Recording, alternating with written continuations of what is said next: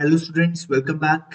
Let's start with polynomials question. आज हम जो क्वेश्चंस कर रहे हैं पॉलिनोमियल्स के, वो मोस्टली क्वेश्चन जो है वो ऑलरेडी बोर्ड एग्जाम्स में आ चुके हैं। ठीक है, तो ये सारे क्वेश्चंस हमारे लिए बहुत ज्यादा इंपॉर्टेंट है। तो स्टार्ट करते हैं फर्स्ट क्वेश्चन से। हमारा फर्स्ट क्वेश्चन जो है वो क्या कहता है, हमें एक पॉलिनोमियल गिवन है 6x² प्लस 37x माइनस के माइनस 2।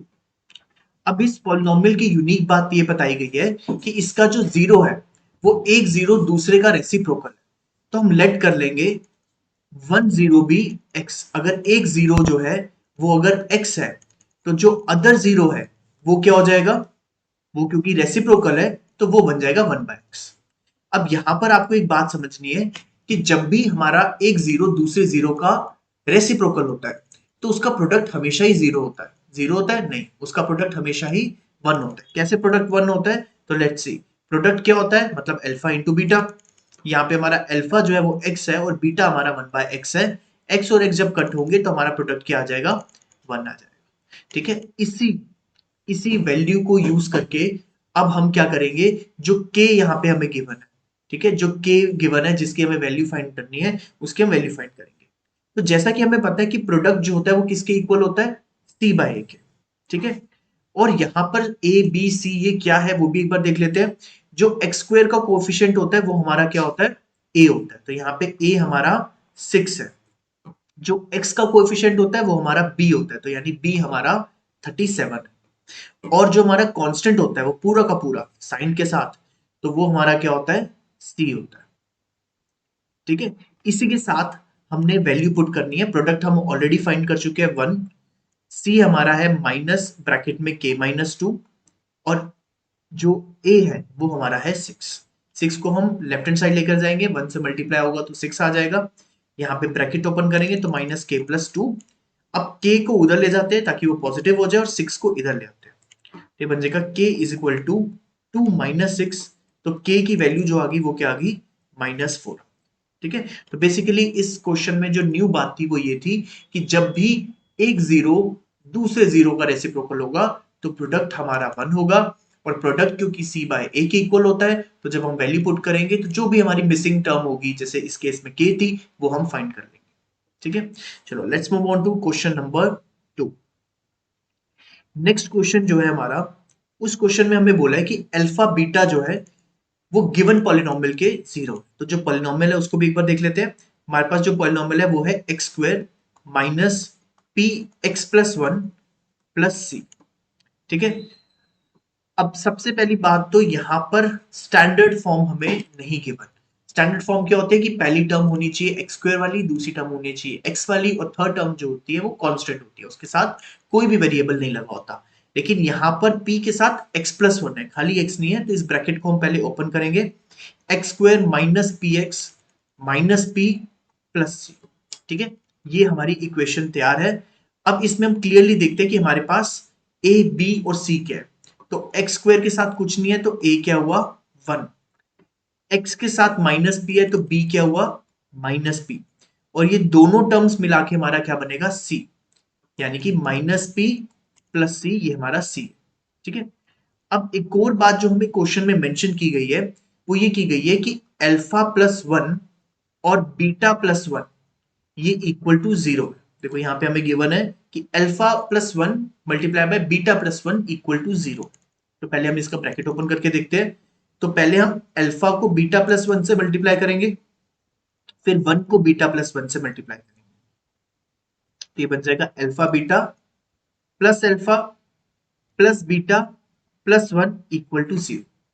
अगर हम ध्यान से देखें तो ये जो अल्फा बीटा है ये हमारा क्या है, प्रोडक्ट है। और यहाँ पे जो अल्फा प्लस बीटा है वो हमारा क्या है, वो सम है। और लास्ट में हमारे पास है one। ठीक है, दैट मीन्स हमें पहले सम फाइंड करना है, प्रोडक्ट फाइंड करना है, और उसको इस इक्वेशन में पुट करना है। तो चलो स्टार्ट करते हैं।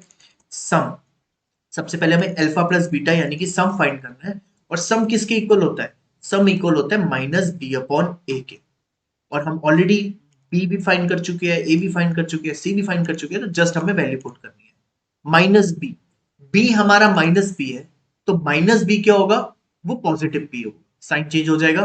तो माइनस बी की जगह लिखेंगे हम पी, और ए जो है हमारा 1 है, तो अल्फा प्लस बीटा जो है हमारा क्या हो गया, ओनली पी हो गया। ठीक है, तो यहाँ पे जहां में अल्फा प्लस बीटा लिखे उसकी जगह में क्या लिख दूंगा, पी। नेक्स्ट हमारा आता है अल्फा बीटा, यानी कि प्रोडक्ट। प्रोडक्ट इक्वल होता है सी बाय ए के, और यहाँ पे हमारा सी क्या है, माइनस पी प्लस सी, और ए अगेन हमारा क्या है, 1।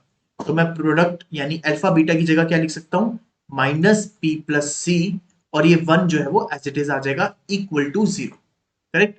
अब ध्यान से आप देखो, यहाँ माइनस पी है और यहाँ पे प्लस पी है, ये दोनों आपस में कैंसिल हो जाएंगे। हमारे पास जो नंबर बचेगा वो क्या बचेगा, सी प्लस 1 इक्वल टू 0, और सी की वैल्यू हो जाएगी माइनस। करेक्ट। अब हमें बेसिकली यही फाइंड करना था, सी की वैल्यू फाइंड करनी थी। ठीक है, और ये हमारा क्वेश्चन जो है वो फिनिश्ड है। चलो नेक्स्ट क्वेश्चन पे आते हैं, क्वेश्चन नंबर 23। हमारा जो थर्ड ये वाला क्वेश्चन है, यहां पर भी सेम हमें बोला है कि हमारे पास जो भी पॉलिनोमियल गिवन है, जो कि है 4x² प्लस 3x प्लस 7, इसके जो जीरोस है वो क्या है, अल्फा एंड बीटा। करेक्ट। और हमें जो वैल्यू फाइंड करनी है वो किसकी वैल्यू फाइंड करनी है, वो फाइंड करनी है 1/अल्फा प्लस 1/बीटा। ठीक है। अब 1/अल्फा 1/बीटा क्या है, तो कुछ भी नहीं है, हम इसका जब एलसीएम लेंगे तो एलसीएम हमारा आएगा अल्फा बीटा। अल्फा में क्या मल्टीप्लाई करेंगे, अल्फा बीटा बन जाए बीटा, और बीटा में ऐसा क्या मल्टीप्लाई करेंगे, अल्फा बीटा बन जाए। अगर आप ध्यान से देखो तो ऊपर हमारे सम है और डिनोमिनेटर में हमारे प्रोडक्ट है।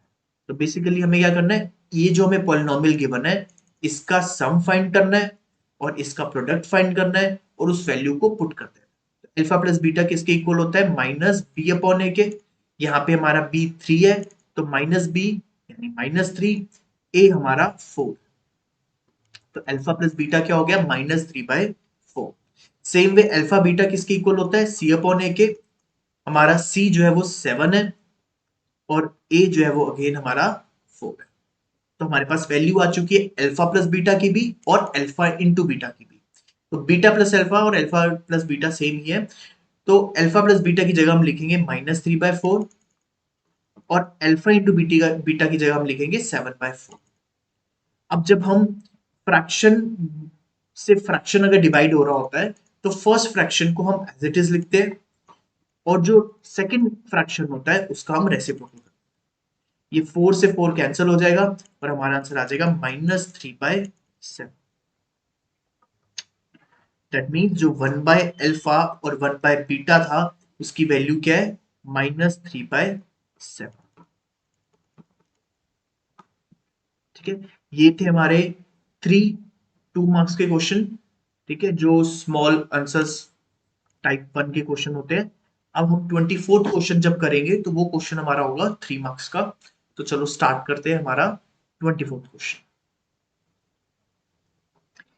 क्वेश्चन नंबर 24 अगर हम देखें तो यहां पर हमें बोला है फाइंड अ क्वाड्रेटिक पॉलिनोमियल। अभी तक हमसे क्या पूछ रहे थे, हमसे कभी k की वैल्यू पूछ रहे थे, तो कभी c की वैल्यू पूछ रहे थे, तो कभी 1/अल्फा प्लस 1/बीटा की वैल्यू पूछ रहे थे। लेकिन इस केस में हमसे इन्होंने पूछा है हमें पॉलिनोमियल फाइंड करके बताओ। हमें ऑलरेडी एक पॉलिनोमियल गिवन है, वो पॉलिनोमियल क्या है, ax² plus bx plus c। तो ax² plus bx plus c। ठीक है, उन्होंने बोला कि इसके जो जीरोस है, जो नया पॉलिनोमियल बनाओगे उसके जीरोस के रेसिप्रोकल होने चाहिए। मतलब इसके जो जीरोस है, इसका जब हम रेसिप्रोकल करेंगे उस जीरोस की जो पॉलिनोमियल बनेगा वो हमें फाइंड करके बनानी है। तो पहले तो इनके जीरोस देखते हैं। पहले हमने लेट कर दिया कि let zeros be alpha and beta. ठीक है, कई क्वेश्चंस में हमें गिवन था कि इसके जीरोस अल्फा बीटा है, लेकिन यहाँ पे हम लेट कर रहे हैं कि इसके जीरोस जो है वो अल्फा और बीटा है। अगर अल्फा और बीटा है तो अल्फा प्लस बीटा का सम क्या होगा, -b अपॉन है। करेक्ट। और अल्फा बीटा का प्रोडक्ट क्या होगा, c अपॉन है। करेक्ट।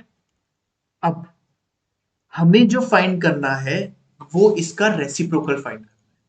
तो यानी कि हमें हमारे जो न्यू पॉलिनोमियल होंगे उनके जीरोस जो होंगे वो क्या होंगे, वो होंगे 1/अल्फा और 1/बीटा। तो इसके जो सम होगा वो क्या होगा, इसका सम होगा 1/अल्फा प्लस 1/बीटा। जब एलसीएम लेंगे तो क्या आ जाएगा, नीचे अल्फा बीटा और ऊपर अल्फा प्लस बीटा। और हम तो फाइंड कर चुके हैं कि अल्फा प्लस बीटा क्या है, -b/a, और अल्फा बीटा क्या है, c/a। तो ये a और a आपस में क्या हो जाएगा, कैंसिल, और हमारा न्यू जो पॉलिनोमियल होगा उसके जीरोस का सम होगा, वो क्या होगा, -b/c। अभी आप देखोगे कि हम सम क्यों फाइंड कर रहे हैं, क्योंकि जब हमें पॉलिनोमियल फाइंड करना होता है तो हमें पहले सम पता होना चाहिए और प्रोडक्ट पता होना चाहिए, तभी हम कोई पॉलिनोमियल फाइंड कर सकते हैं। तो हमने पहले नए वाले जीरोस का सम तो फाइंड कर लिया है, अब हम प्रोडक्ट भी फाइंड करेंगे। तो अब देखते हैं प्रोडक्ट के लिए क्या चाहिए हमें। हमारे जीरोस है 1/अल्फा और 1/बीटा। तो 1/अल्फा बीटा ये हमारा क्या आ गया, जीरोस आ गए, और हमें अल्फा बीटा की तो वैल्यू पता है c/a, तो 1/c/a। तो जैसे मैंने आपको बताया था, अगर डिनोमिनेटर में फ्रैक्शन हो यानी डिवाइड फ्रैक्शन से हो रहा हो तो हम फ्रैक्शन को रेसिप्रोकल कर देते, तो ये बन जाएगा a/c। तो हमें ये ध्यान रखना है कि अभी हमने क्या फाइंड करा है, कि जो नए हमारे जीरोस है उस नए जीरोस का सम हमने फाइंड करा है -b/c, और प्रोडक्ट हमने क्या फाइंड करा है, a/c। ठीक है, ये ध्यान रखना है क्योंकि इसी की हेल्प से हम आगे पॉलिनोमियल बनाएंगे। तो जब भी हमें पॉलिनोमियल बनाना होता है तो उसका क्या फॉर्मूला है, x² minus sum x plus product. Centre में आता है माइनस सम, और लास्ट वाली जो टर्म होती है वो हमारा क्या होता है, प्रोडक्ट होता है। तो मैंने लिखा x², सम की जगह लिखा माइनस b/c(x) प्लस a/c। ये माइनस माइनस जब ब्रैकेट ओपन होगा तो प्लस हो जाएगा, ये बन जाएगा b/c(x) प्लस a/c। अब हम लास्ट में क्या करेंगे, हम डिनोमिनेटर में ऐसे नहीं छोड़ेंगे c को, हम एलसीएम लेंगे, x² cx² plus bx plus a, और c जो है वो रिमूव हो जाएगा। तो हमारी जो फाइनल पॉलिनोमियल रेडी होगा वो क्या होगा, cx² plus bx plus a। एक बार रफली हम क्या कर लेते हैं, रिवाइज कर लेते हैं। हमने क्या करा, हमारे पास एक ऑलरेडी पॉलिनोमियल थी, हमें उसके जीरोस हमने लेट करे अल्फा एंड बीटा, और अब हमें ऐसे एक न्यू पॉलिनोमियल बनाना था जिसके जीरोस इस करंट वाले पॉलिनोमियल के रेसिप्रोकल। तो पहले हमने ओल्ड वाले पॉलिनोमियल का सम निकाला, प्रोडक्ट निकाला। क्यों निकाला, ताकि जब हम नए वाले का सम और प्रोडक्ट निकालेंगे तो हमें इनकी जरूरत पड़ेगी। अब हमने नए जीरोस लिए जो कि थे 1/अल्फा यानी पहले वाले के रेसिप्रोकल एंड 1/बीटा। इसका जब हमने सम निकाला तो 1/अल्फा प्लस 1/बीटा, तो हमारा आंसर आ गया alpha plus beta by alpha beta, जो कि एलसीएम लेकर आया। अब हमने यहां ध्यान से देखा तो हमें पता चला ऊपर सम है जो प्रीवियस वाले का, और नीचे प्रोडक्ट है प्रीवियस वाले पॉलिनोमियल का। तो हमने वो दोनों जो वैल्यूज है वो पुट करी, जो डिनोमिनेटर में a था वो आपस में कैंसिल हो गया, और हमारे पास सम की वैल्यू आ गई -b/c।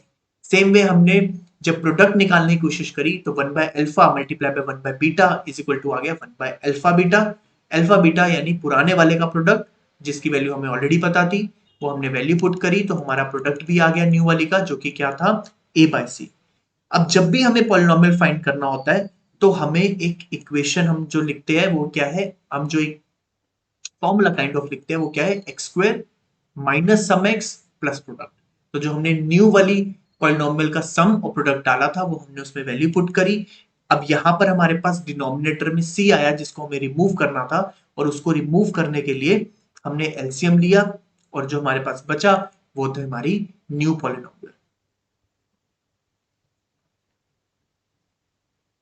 ठीक है, अब हम आते हैं 25th क्वेश्चन पर। लेट्स सी 25th क्वेश्चन हमें क्या कह रहा है। 25th क्वेश्चन कह रहा है find the value of k। जैसे हमने प्रीवियस वाले में करा था, यहां पर भी हमें k की वैल्यू फाइंड करनी है। फिर k की वैल्यू फाइंड करनी है, और हमारे पास पॉलिनोमियल का गिवन है x² minus k plus 6 x plus 2 2k minus 1।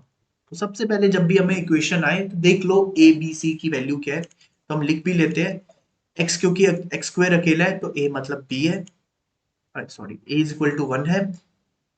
x के साथ माइनस ब्रैकेट में k प्लस 6 है तो ये b है, और कांस्टेंट जो अकेला है वो क्या है, 2 2k माइनस 1। हम ब्रैकेट ओपन कर भी सकते हैं और नहीं भी कर सकते, मे बी शायद आगे कुछ कट हो जाए तो हमें करने की जरूरत ना पड़े ब्रैकेट ओपन।